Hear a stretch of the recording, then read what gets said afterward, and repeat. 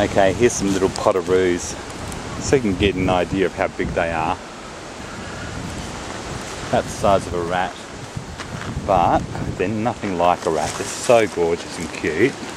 I'm going to try it. Oh, sorry, I don't want to scare you. Here, little roos. Here's some food. Oh, you've got some food, hey? Here you go. Look at him over there. Little sweetheart. Oh, scamper away. They're not like rats because they're marsupials. They have, see how they move their back legs? They move them like a kangaroo does. And they have pouches for their young. Yeah. You can have some of mine too. Keep you busy all day. Hey. Oh, scared him off. Oh, as he stands up. And they've been scampering around the paths here. Gorgeous little potteroos. Right there is the koala house. How beautiful is this here? Between 2 and 4 every day. We're about to go and meet the koalas. There's people through there, they're meeting the koalas. There's strict restrictions on how you handle them and how many times a day they're handled. South Australia and Queensland are the only 2 places where you can actually get close to them nowadays. Yeah, so a bit of koala time here for us. Potteroo time. Hello, sweetheart, aren't you gorgeous? Gotta love the potteroos.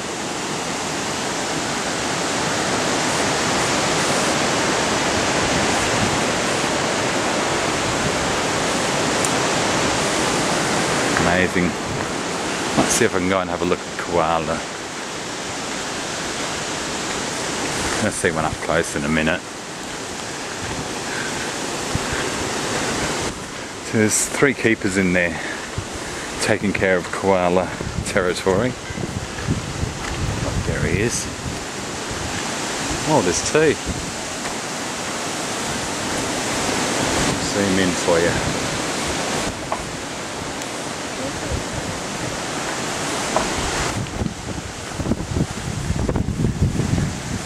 Aren't they pretty? Oh look, there's another one.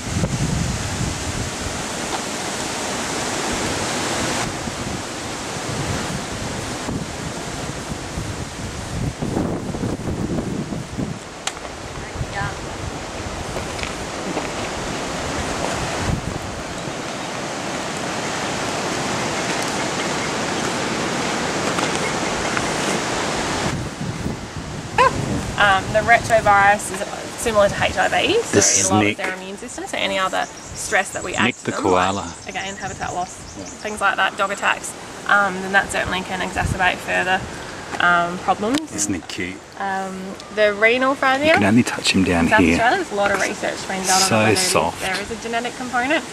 Certainly it got exacerbated with the drought, so we saw probably the worst of it in 2008, 2009.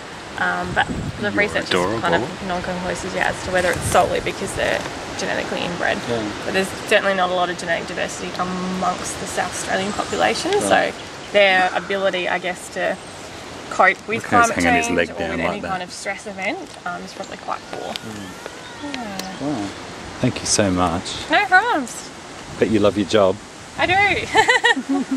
I'd love your job. It'd be great. It's not bad. I'm sure it goes like any job. It would be hard. That's that bird over there making that noise. That one there. He's calling to his mate who's somewhere a few hundred metres over that way. So I'm not doing very good video work today. Paul is just amazed with these big spindly things, whatever they are. We've just seen the koalas. Bypass the reptiles. There's a reptile enclosure there. Beautiful day here. Glorious sunshine. It's a little bit windy. Not too windy, but a little bit windy. And you can hear the wind rushing through the trees.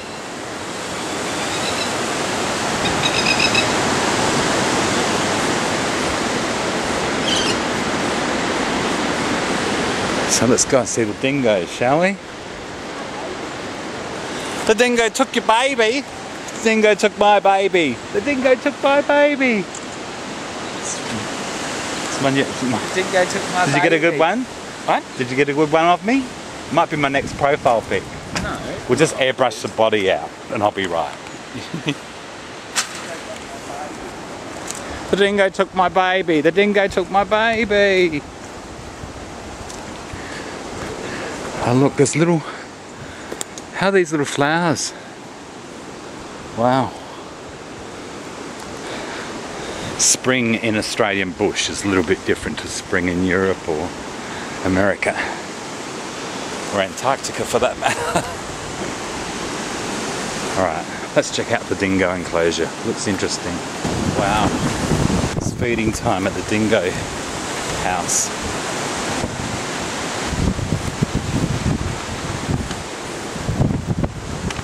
And they all know it's time to be fed. Isn't that cool?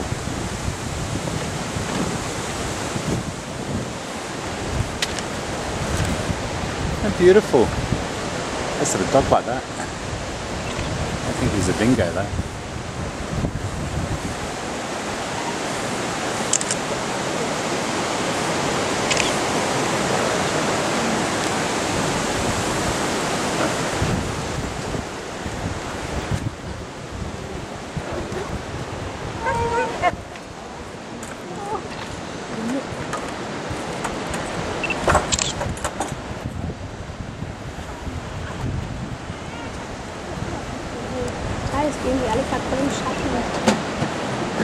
Shame there's only 4 of them.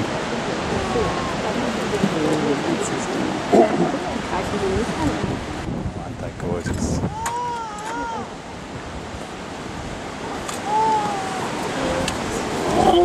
See Elsa. Oh!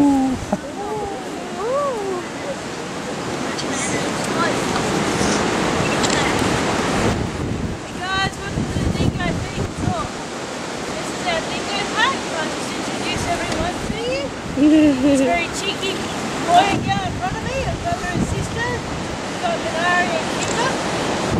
They're 5 years old. They're the youngsters of the pack. And then we've got their parents. We've got Koala and Mary behind me as well.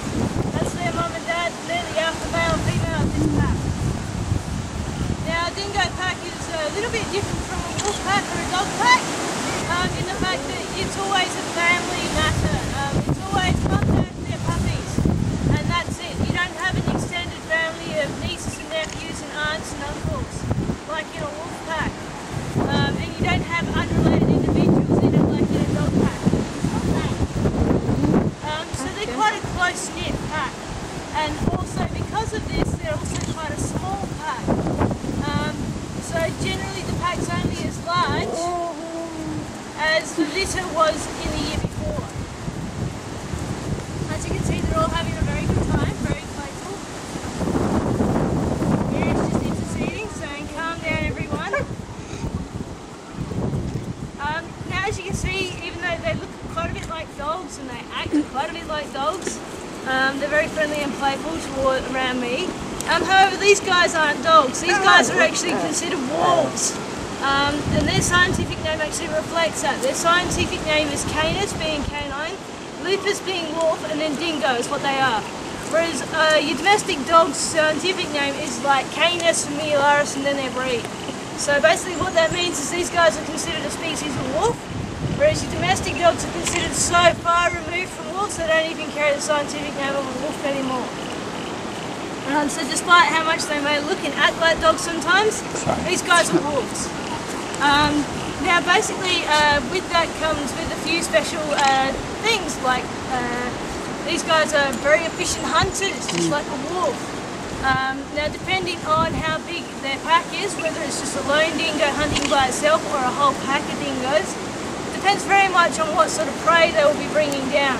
So a lone dingo will be hunting small mammals such as potteroos, bandicoots, possums, rabbits are another favourite prey item is the dingo.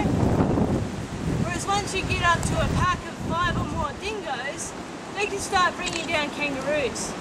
Now the reason they need at least 5 dingoes or more in their pack to bring down a kangaroo is simply a matter of size. Your average dingo is only about 20 to 25 kilos, So about the same size as Mary, and Mary's a bit on the small side. But the average packed dingo is about the same size as Kimber and Minara here. So in the wild they may look a bit leaner and a bit more rough around the edges rather than the well-fed, well-groomed dingoes that these guys are. But height and weight-wise they're around about the same. Whereas your average kangaroo, on the other hand, easily weighs 60 kilos or more.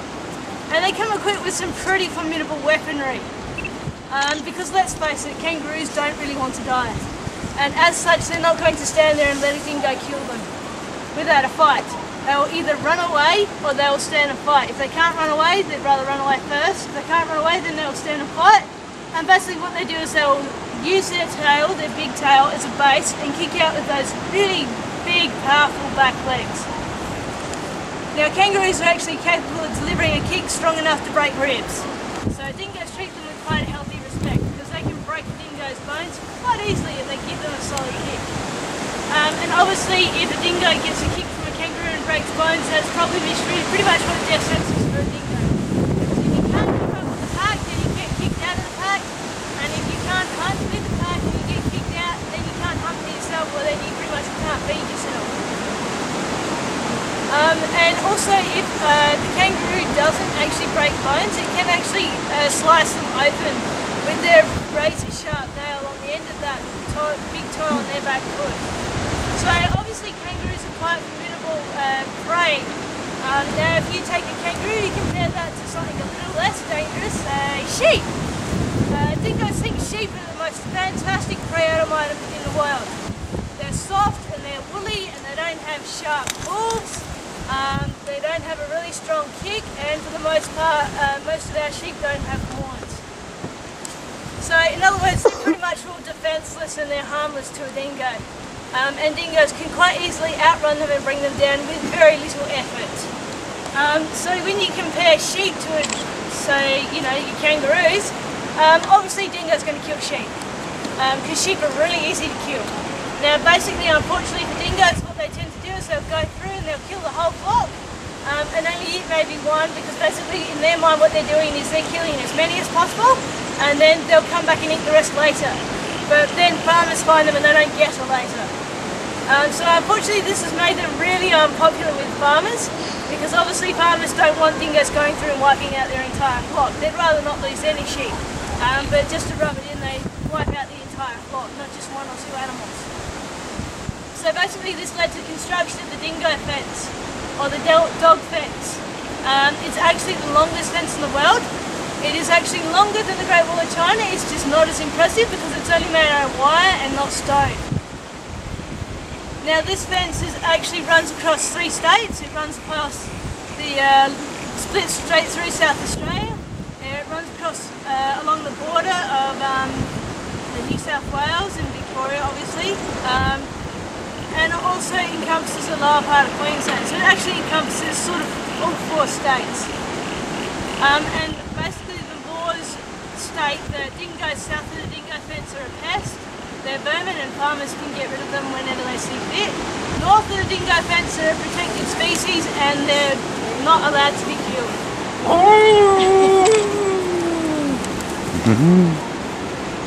Now these guys get a variety of different foods here in captivity. We try to vary their diet. Sometimes they get rabbit, sometimes they get chicken, sometimes they get kangaroo. Today they're getting chicken. But they're very excited.